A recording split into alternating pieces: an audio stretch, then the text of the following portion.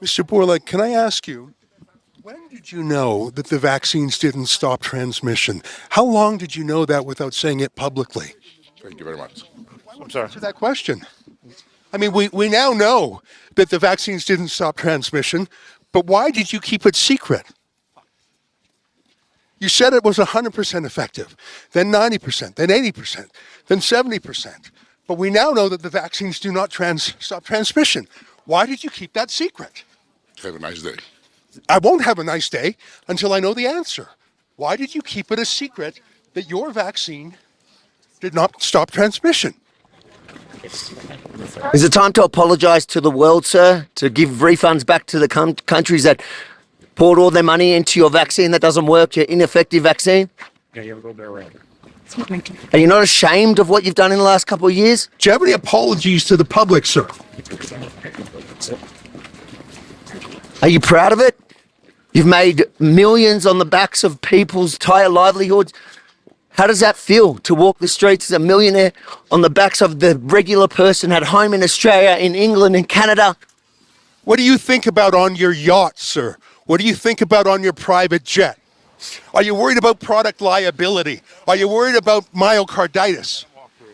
What about the sudden deaths? What do you have to say about young men dropping dead of heart attacks every day? Why won't you answer these basic questions? No apologies, sir. Do you think you should be charged criminally for some of the criminal behaviour you've obviously been a part of? How much money have you personally made off the vaccine? How many boosters do you think it'll take for you to be happy enough with your earnings? Nothing? Who did you meet with here in secret? Will you disclose who you met with? Who did you pay commissions to? In the past, Pfizer has paid $2.3 billion in fines for deceptive marketing. Have you engaged in that same conduct again?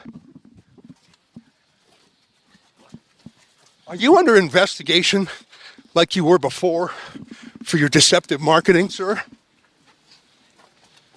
If any other product in the world doesn't work as promised, you get a refund. Should you not refund to countries that laid out billions for your ineffective vaccine?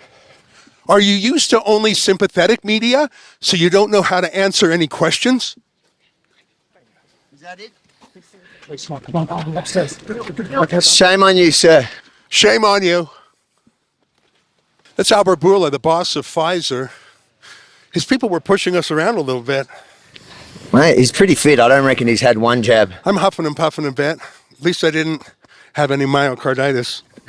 I dare say he's shocked that in his safe space at the WEF here in Davos that he was challenged in a way that he's never to date been challenged. Well, that's the thing. We're not accredited media here. We're on the outside of the perimeter. So he's only used to the softballs from CNN and MSNBC and people like that. I asked him a real question about product liability. No answer. A real question about Pfizer's past deceptive practices. You know, they paid the largest fine in American history to the Justice Department for deceptive marketing. I don't know if that's underway right now. I don't know if they're being investigated, but I think they should be. When did he know that the vaccine didn't actually stop transmission? I wanted to find out because surely he knew before we knew. Why didn't he tell us? I don't know, Avi, I'm really proud of that question. It was like a kind of walking scrum. A joint effort there, because I know it's very hard when you're working in the moment, Ezra, to actually remember all the activities that these people are criminals in my book. You know, the stuff that they've engaged in the last 2 years, they need to be held accountable for. And in the moment that you don't usually get this much time, he had a bit of a walk, and to actually work together and be able to work around those trying to protect him, it was exactly what I feel we're here for. That big gorilla guy was sort of pushing me around a bit, but you know, I've got a low center of gravity myself. I'm worried about one thing though, Avi. Pfizer is connected to big media in an enormous way. I'm worried that they're going to try and block this video. I'm worried they're going to try and cancel it on YouTube, on Twitter, on Instagram, on Facebook, places like that.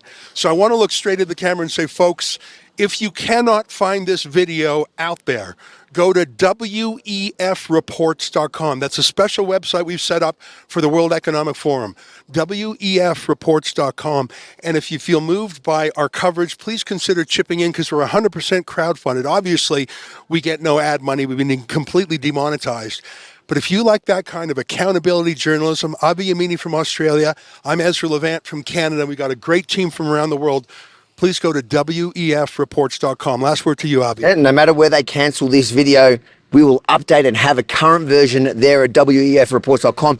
And there you can share all the content from all the guys on the ground here doing outstanding work. And if you agree that it is as important and as outstanding as I think it is, then please chip in a couple of dollars to help pay the cost to do this. Yeah, well, that was a great moment. We'll have plenty more. Congrats, my friend. All right, Ezra Levant and Avi Yemini for Rebel News.